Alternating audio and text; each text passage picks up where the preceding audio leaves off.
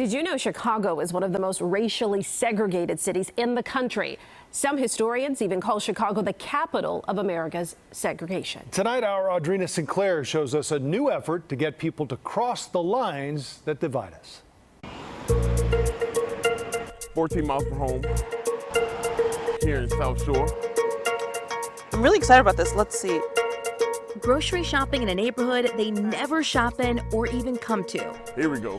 Here it is. Local Market Foods in South Shore is where we meet up with Northsiders Dario and Sarah. I would say the demographic switch was like super quick. Yeah, I mean, as soon as you get into South Shore neighborhood, it's way different. And that is why they're here, on a challenge to run errands in a neighborhood racially and economically different than their own. And South Shore couldn't be more different than Lincoln Park. The unemployment rate is 6 times higher here in South Shore. The median household income, about $92,000 less. And the amount of families living below the poverty level is almost 3 times as high. And they're seeing firsthand how those disparities play out with this action kit created by the Folded Map Project and Tonika Lewis-Johnson. You really want people to get out of their neighborhoods and go somewhere else.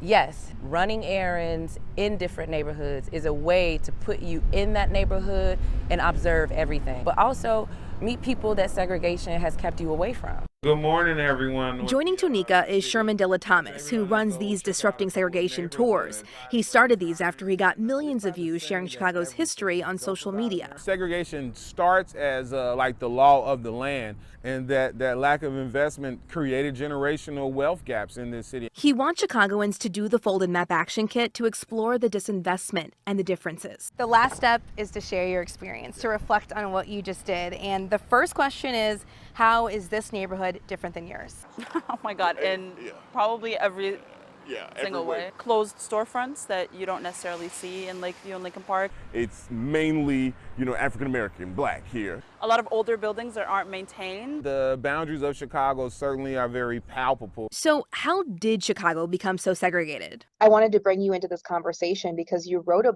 book on this. That's right. This is Carl Nightingale, author of Segregation, A Global History of Divided Cities. So why did you choose Chicago as a focus of your research for this book? Chicago is the capital of American segregation. He points to racially restrictive housing covenants in the early 1900s, barring blacks from buying, renting, or even occupying property in white neighborhoods.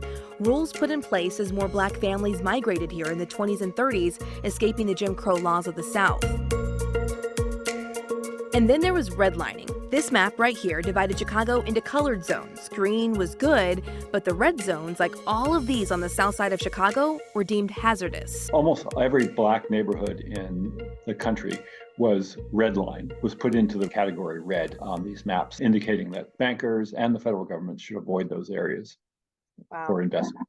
If we fast forward to 1968, the Fair Housing Act was passed. It was supposed to make all of those policies illegal, but what happened here?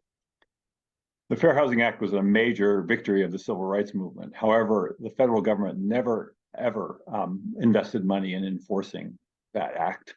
And as a result, segregation persists at very, very high levels in this country. We've seen a little decline in some places. Chicago remains one of the most segregated in the country. We just left South Shore, and we're on our way to North Lawndale. As we check back in with Dario and Sarah, now exploring the west side for breakfast at Momentum Coffee. Are you gonna do it with coffee?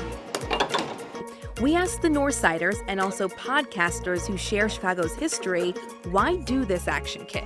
The problem that we face, and this is the reason why this is good, is because we don't have an honest conversation about what we actually know and see. And if you love something, you're gonna criticize it and you want to make it better. The City of Chicago's Office of Equity and Racial Justice also teamed up on this project to help people learn about segregation. You can join in by visiting this story on our website. And tomorrow morning on the stream, we're going to dig deeper into the roots of Chicago's segregation with the author of the book, The South Side, A Portrait of Chicago and American Segregation.